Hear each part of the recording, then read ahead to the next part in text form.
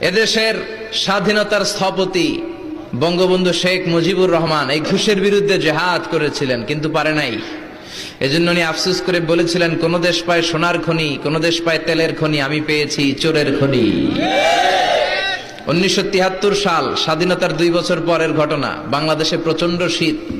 বঙ্গবন্ধু গোটা বিশ্বের নেতাদেরকে আহ্বান করলেন, শীতে আমার উত্তরবঙ্গের লোকগুলো মরে যায়, বুড়া মানুষগুলো, আপনারা কম্বল পাঠান। আসতে লাগলো কম্বলের বিমান, কার্গো বিমান ঢাকায় এসে নামতে লাগলো। আসতে আসতে 7.5 কোটি কম্বল আসলো।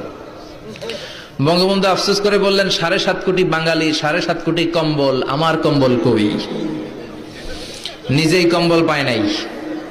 আহা! উনি থাকতেন ধানমন্ডির 32 নম্বর বাসায়। ওনার গ্রাম থেকে ওনার এক ভক্ত ফরমালিন মুক্ত কিছু ফল আর সবজি নিয়ে এসেছে ধানমন্ডির 32 নম্বর বাসায়, বঙ্গবন্ধুরে খাওয়াবে, কিন্তু দারোয়ান ঢুকতে দেয় না। ধানমন্ডির মতো এলাকা, দারোয়ানদেরও আলাদা পাওয়ার, ঠিক কিনা? তো দারোয়ান বলে যাওয়া যাবে না। সে বলল, আমি তো দেখা করতে আসি নাই, আমি কিছু ফলমূল নিয়ে এসেছি, আমার নেতা খাবে, খাইলে আমি খুশি। দারোয়ান বলল, তুমি যেতে পারবা না, আমার কাছে দাও। দারোয়ান নিয়ে বঙ্গবন্ধুর কাছে যেয়ে বলে, আপনার এক ভক্ত গ্রাম থেকে আসছে ফরমালিন মুক্ত ফল আর শাকসবজি নিয়ে, আপনি গ্রহণ করেন। বঙ্গবন্ধু খুশি হয়ে গেলেন, বললেন, যাও এই 20 টাকা ওই কৃষককে দিয়ে আস। দারোয়ান এই 20 টাকা নিয়ে যাওয়ার সময় ভাবে, বঙ্গবন্ধু যে আমারে 20 টাকা দিছে কৃষককে দেওয়ার জন্য, বঙ্গবন্ধু যে দিল এটা তো কৃষক জানে না, এক কাজ করি 10 টাকা আমার পকেটে রেখে দেই। তো ভাঙতি করে 10 টাকা পকেটে রেখে বাকি 10 টাকা নিয়ে কৃষককে বলে, এই নাও। বঙ্গবন্ধু খুশি হয়ে তোমাকে 10 টাকা দিয়েছে। কৃষক বলে, না, টাকার জন্য তো আমি আসি নাই, টাকা লাগলে তো আমি বাজারেই বেচতে পারতাম, যেরকম, ঠিক কিনা? আমি এসেছি আমার নেতা খাবে, এমনি খাবে, টাকা লাগবে কেন? খাইলেই আমি খুশি। এই টাকা আমি নিতে পারবো না, ফেরত দিয়ে আসো। দারোয়ান কয়, আমিও ফেরত দিতে পারবো না। এই শুরু হলো ঝগড়া।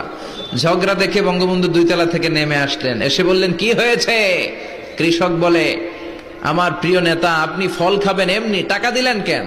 টাকা লাগলে তো বাজারেই বেচতাম, এই টাকা আপনি ফেরত নেন, এই নেন আপনার 10 টাকা।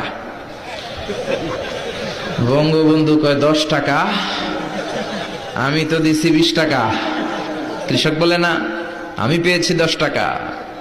বঙ্গবন্ধু আর বুঝতে দেরি হলো না, এটা দারোয়ানের কারসাজি। কিরে দারোয়ান, এই কাম করছস?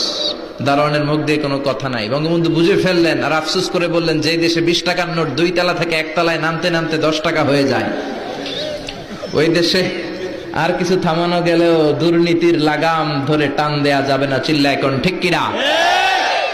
তার প্রমাণ আমাদের প্রিয় অর্থমন্ত্রী বলে, 1,500 কোটি টাকা কোনো ব্যাপারই না, এটা কিচ্ছু না, এটা নাথিং। আবার তিনি ঘুষকে নতুন একটা নাম দিয়েছেন।